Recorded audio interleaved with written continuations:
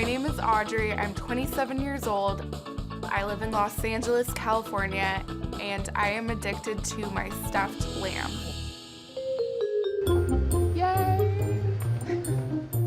Shutter, clink, whoosh went the plane. Do you want more? For the last 5 years, Audrey has been addicted to her stuffed lamb. Since receiving the plush toy as a gift, the two have been constant companions. The lamb is my best friend. I take it with me everywhere I go. He is really just carefree and adventurous and awesome. The lamb loves to be outdoors. It really likes the sunshine. I really enjoy being able to spend time with him this way. Audrey's relationship with the lamb is strange. She's in her 20s and she's got a stuffed animal that she wants to take around. Like most children, Audrey loved to play with stuffed animals when she was young. But it wasn't until she met the lamb that she felt an inseparable bond. The lamb just sort of spoke something to me that no other stuffed animal ever has before. I think the lamb and I share a spiritual connection. When I am looking into the lamb's eyes, I feel a sense of comfort and peace. I can just feel all the stress floating up and away.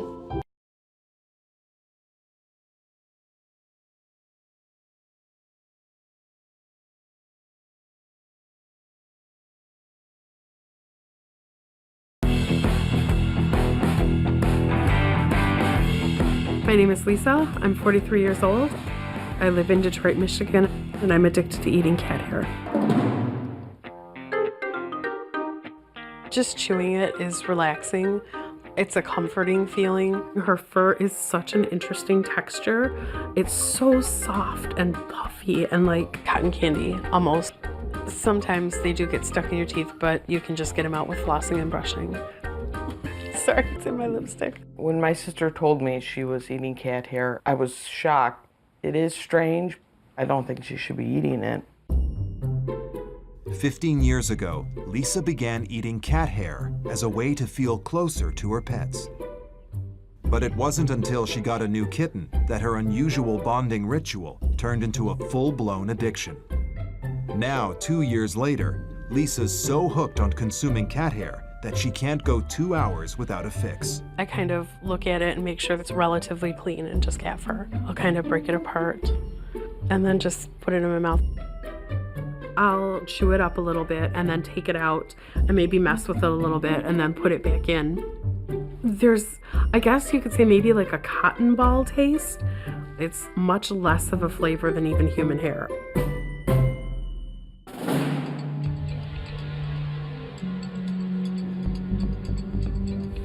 I find the cat hair that I eat all over the apartment, on the floor or on the back of the couch or on the perch, but the best ones are right off the cat. But eating cat hair isn't the only way Lisa feeds her addiction. I groom my cat with my tongue like a mama cat would do to her kitten. Are you my good girl? She'll just like spread out on my arms. I'll just clean like her shoulders and her ears and the back of her head and stuff and her face. I don't get as involved as another cat would. I'm not licking her butt or in between the paws that go in the litter box, but it's a bonding thing and we both seem to enjoy it.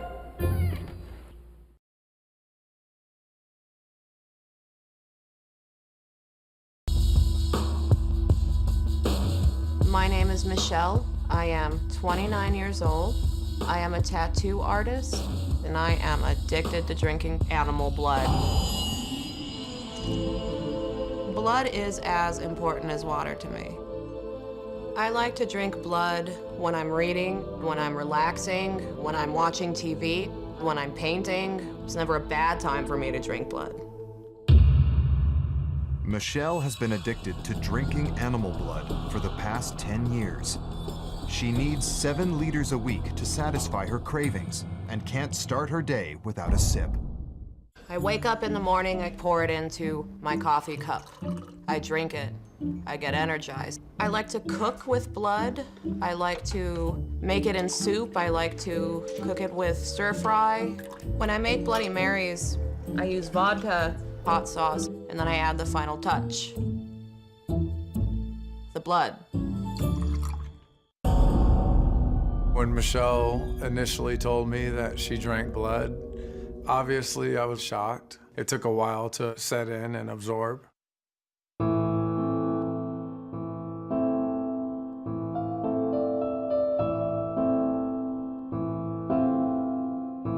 I prefer pig's blood to beef blood because I prefer the gaminess. It's a little bit more salty than the beef blood. The consistency is like that of wine. It's just slightly thicker. And it doesn't taste like wine, but it definitely has the same ambiance. I feel it going down my throat. It's like having a cold and drinking a hot toddy. I get irritable without it. I get angry. I don't want to leave my house. I want my blood.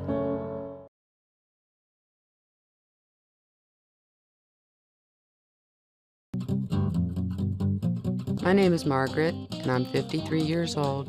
I live in Morningview, Kentucky, and I'm addicted to stinging myself with bees. I sting myself on my hip, my elbow, on a finger, my ankle, my forehead, on the tip of my nose. The most I've ever given myself was between 15 and 20 in my left hip. I really love stinging myself with bees. Margaret has been addicted to bee stings for the past 10 years. Her addiction started innocently as a way to relieve her arthritis. In search of relief from the pain, Margaret turned to the beehives in her backyard. I had read how people have been using it to relieve certain pain symptoms. The first time that I stung myself, it didn't hurt as bad as I thought it would. And it just got easier every time.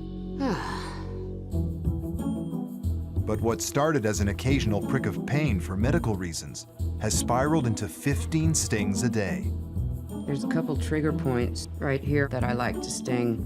Kind of put a little dent in it with my fingernail. I gently tap it on the abdomen, and it comes away like that.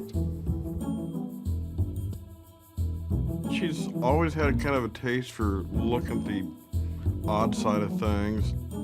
At this point now, with 15 stings a day, that's when I'm starting to get really concerned about this.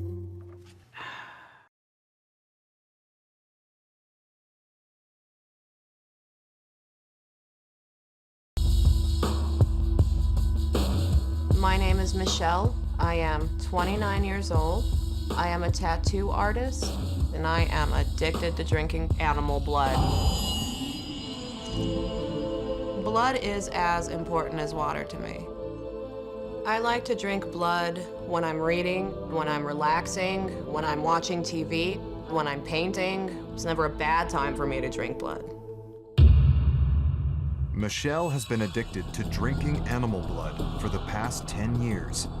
She needs 7 liters a week to satisfy her cravings and can't start her day without a sip. I wake up in the morning, I pour it into my coffee cup. I drink it.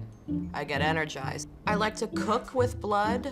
I like to make it in soup. I like to cook it with stir fry. When I make Bloody Marys, I use vodka, hot sauce, and then I add the final touch. The blood. When Michelle initially told me that she drank blood, obviously I was shocked. It took a while to set in and absorb.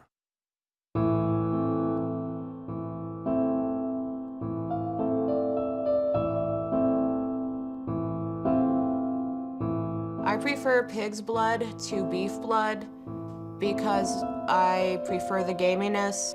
It's a little bit more salty than the beef blood. The consistency is like that of wine. It's just slightly thicker. And it doesn't taste like wine, but it definitely has the same ambiance.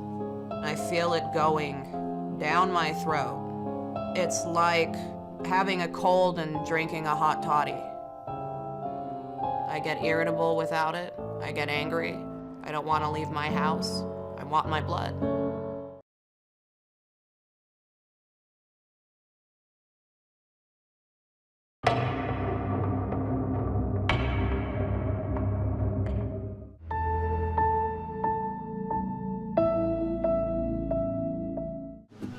My name is Heather. I'm 43, mom of 2 beautiful children, and I'm addicted to drinking paint. As it's going down your throat, it feels very nice and warm, almost like a thicker version of warm milk, but obviously it's got that very strong chemical taste to it, which is perfect to me.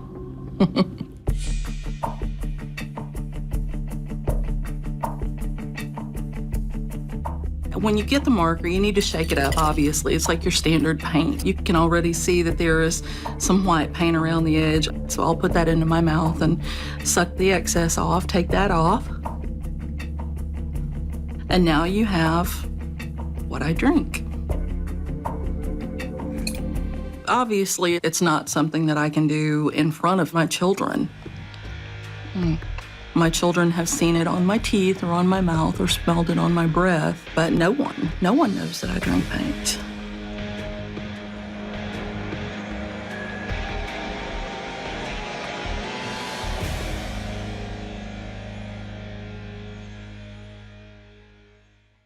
Stephanie and I are best friends. Today I'm going to admit my addiction to drinking paint to Stephanie.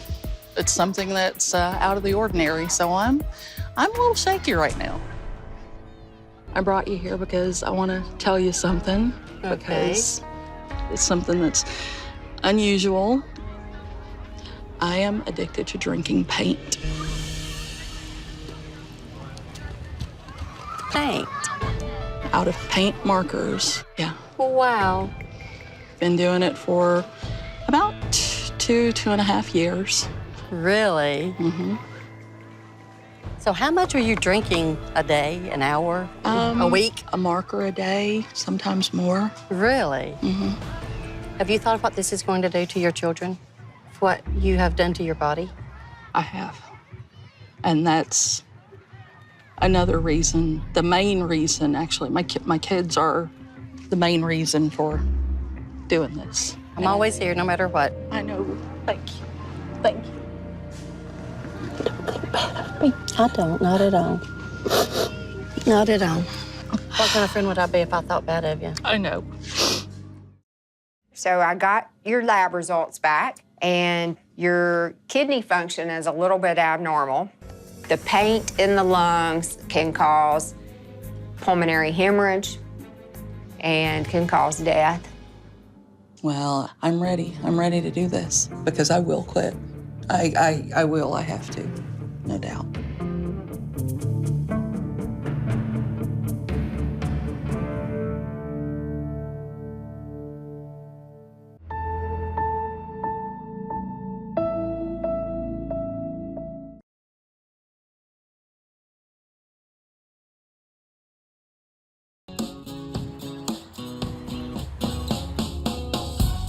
My name is Bria. I'm 19 years old, and I'm addicted to eating sand.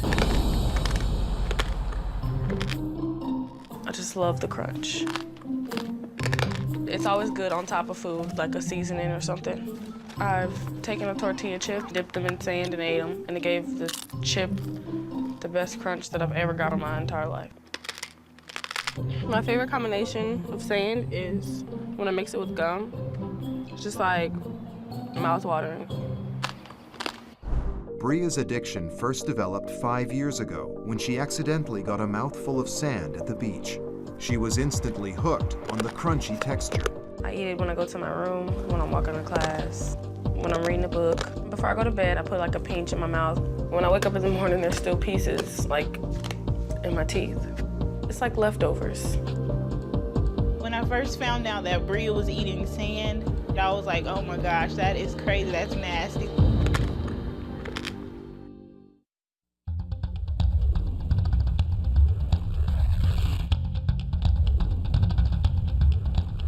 When I'm craving sand, I lick my finger and then dip it inside of the sand and put it on the back of my teeth and just chew it. I like the fact that it grits on my teeth. It gives it that crunch that you don't get from food. Bria is so dependent on that satisfying crunch, she turns to nail files when her sand supply runs low. It has like sandpaper on it. It gives me the same crunch. So I put it like in the back of my teeth and just go like this.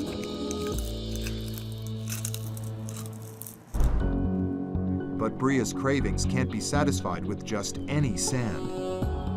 My favorite sand is actually the sand from the playground or a park. I start by taking a handful.